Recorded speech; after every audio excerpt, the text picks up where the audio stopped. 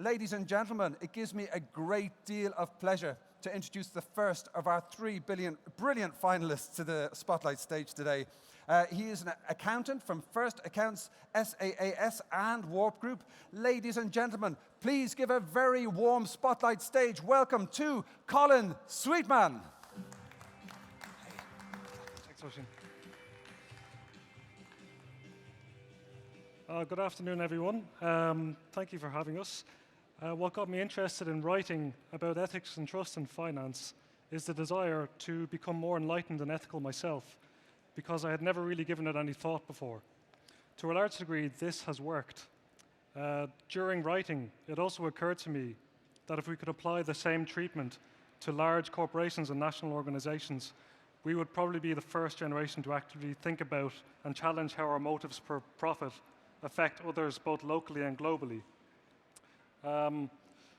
My favorite moral philosopher, among other things, was Albert Einstein, for having to think about the moral dilemma of endorsing the Manhattan Project to Franklin D. Roosevelt, which followed humanity's first globally felt existential and moral threat through the introduction of atomic weapons.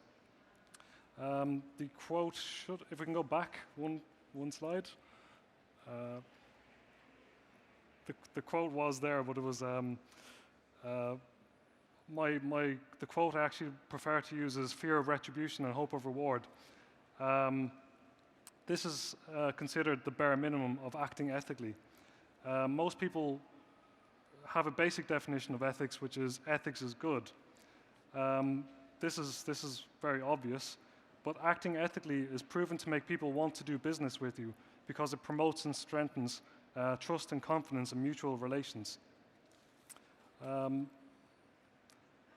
This is the quote I was talking about before. Who decides what is ethical, though? I did a case study, not on the banking sector, so anyone working for a bank can rest easy.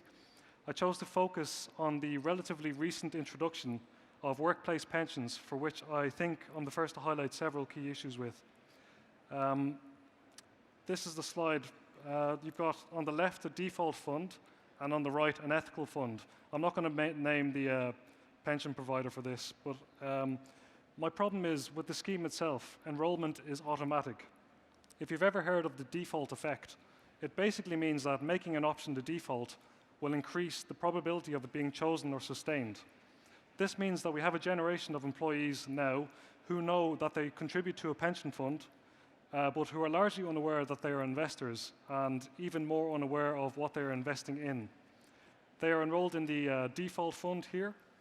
Even though most providers host an ethical fund, again, most people will stick to the default fund and not make any self-conscious decision to invest ethically. Although there is an ethical fund, there is no apparent reasoning for considering some companies more ethical than another. If you see the list on the left, you've got Microsoft, Apple, Amazon, Alphabet, Facebook, Johnson & Johnson. The list on the right is the ethical fund. And the only one that survived, I think, is MasterCard was introduced. Apple is the only one that survived that list. Amazon, Alphabet, Facebook, Johnson & Johnson have been taken away from the list as if they were deemed unethical. JP Morgan Chase was also removed. If anyone in the audience banks with JP Morgan or works for them, maybe you'd like to find out why this pension fund decided that you weren't ethical enough for their ethical fund. Nestle and Visa were also removed from this ethical fund without any apparent cause or reasoning. Shouldn't they be given the right to defend their ethos, essentially? Interestingly, though, if you notice my next slide, the default fund since launch had an annualized total return of 9%, while the ethical fund had an annualized return of 10.9%. Does this mean that the pension provider is acting unethically itself if it doesn't do anything to communicate to investors that there are better options out there, financially and ethically? I want us to apply this new way of thinking and challenge the status quo. We need to challenge the way we think about ethics. Constant inaction and a lack of self-challenge time and again only leads to unethical behavior, and it never once has worked out, well, in the long term anyway. Regulation is not the only solution.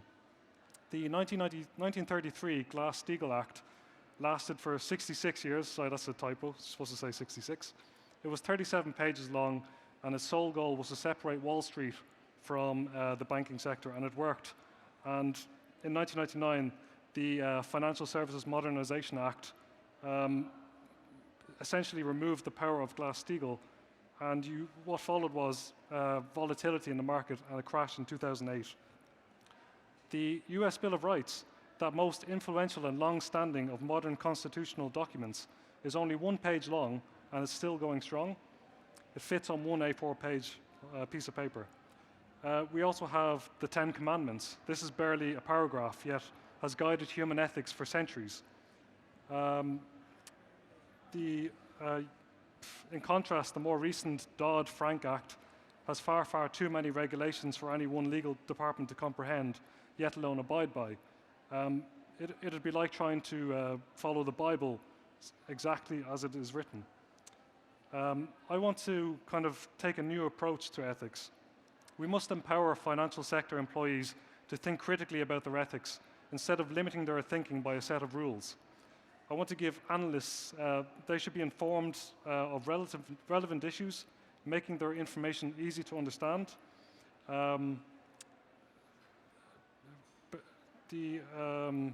Enable companies, give executives the impetus to succeed at being ethical.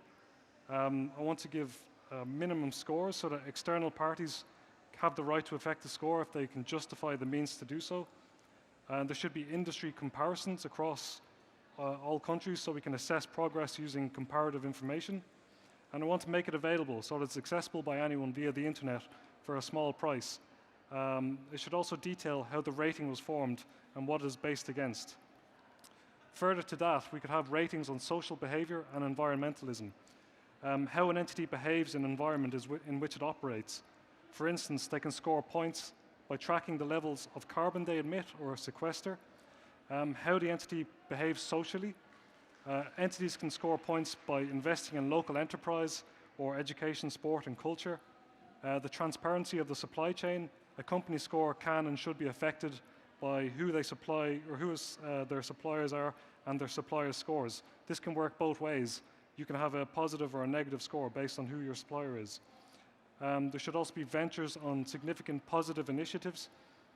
Even more points can go for introducing or researching ideas that haven't been thought of or achieved before. And I hope you get the general point of what I'm trying to get at. What I want you to take away from this today is there is a higher purpose to this issue and why we're talking about ethics more and more. It's not easy to identify and understand in the context of today's economy, but I hope my agenda will reinforce the voice of today's young by highlighting the desire for an ethical future in finance. That's it. Thanks very much for having us. Thank you so much, Colin.